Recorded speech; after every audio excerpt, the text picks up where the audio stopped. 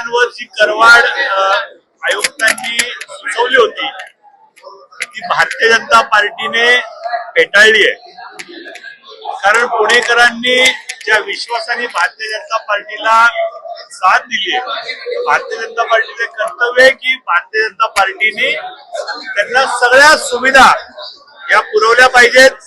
आज समाविष्ट गावातली विकास कामं असतील, तिथल्या टॅक्सचा मुद्दा असेल, इतर शहरातल्या टॅक्स असेसमेंट असतील, टॅक्सची थकबाकी असेल, अशा सगळ्या विषयांवर आणि इतर आर्थिक विषयांवर जे उत्पन्नाचे स्रोत आहेत त्याच्यावर लक्ष केंद्रित करण्याचं उद्दिष्ट आज आम्ही महापालिका आयुक्तांना दिलंय आणि महापालिका आयुक्तांना सांगितलंय की तुम्ही दर 3 महिन्यात हा उत्पन्नवाढीचा रेशो आम्हाला सांगा, त्याच्यानंतर आपण या संदर्भातले निर्णय करू.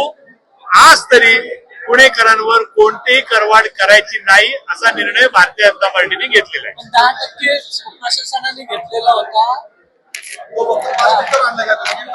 आज कुठलाही 1 रुपयाही टॅक्स आम्ही स्वीकारला नाहीये. त्यांनी जी 10% 5% करवाढ आणली होती ती सुद्धा आम्ही आज फेटाळलेली आहे. त्यामुळे पुणेकरांवर कोणतीही करवाढ यापुढे या वर्षी लागू होणार नाही. जलसंपदाच्या बाबतीत काही प्रश्न उपस्थित होते. 933 कोटी तर आता तुम्ही येणाऱ्या काळामध्ये सीएम साहेबांसोबत बैठक आयोजित करणार. निश्चितपणे जलसंपदानी जे आपल्याला दर लावलेत हे कमर्शियल दर लावलेत आणि या कमर्शियल दराने ते आपल्याला आकारणी करतायत आणि आपल्याकडे 99% भाग हा रेसिडेन्शियल आहे. ही जी तफावत आहे याच्यावर आपण त्यांच्या स्थानिक प्राधिकरणाकडे आपण अपील केलंय. त्याचं अपील सुनावणीला आहे आणि निश्चितपणे पुण्याला मेरिट आहे आणि ते आपण जिंकू आणि जलसंपदेचा हा दावा खोडून काढू. नव्याने समाविष्ट झालेल्या गावातले नगरसेवक भूमिका मांडली पाहिजे. आता हा 5% करवाढ मागणी असते त्यांना टॅक्स जास्त.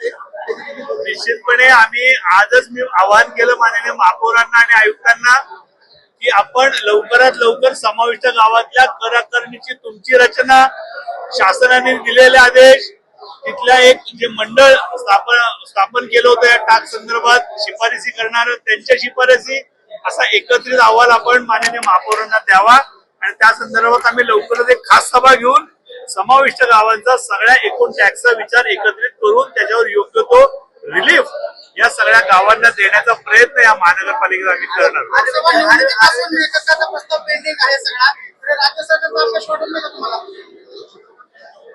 मिळकत कर वाढ हा पूर्णपणे महापालिकेच्या अधिकाराचा विषय, यात राज्य सरकारचा विषय नाहीये.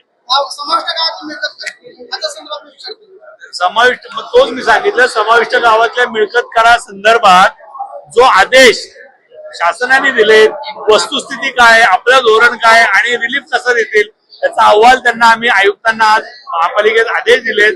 महापौरांना विनंती केली आहे की अशा प्रकारचा अहवाल घ्या आणि त्याच्यावर आपण सविस्तर चर्चा करू. आम्हाला अहवाल मिळाल्यावर त्याच्या संदर्भात सविस्तर बोलते. धन्यवाद. आता जोकासू STP या अत्याधुनिक जॅपनीज तंत्रज्ञानाने सुसज्ज, quick installation, energy efficient, noiseless blowers, low maintenance या आणि अशा वैशिष्ट्यांनी परिपूर्ण जोकासू STP तंत्रज्ञान प्रकल्प उभारणीपासून ते विक्री पश्चात समाधानकारक सेवा देणारी, भारताबरोबरच परदेशात देखील प्रकल्पांची यशस्वी उभारणी करणारी company Deccan water treatment private limited.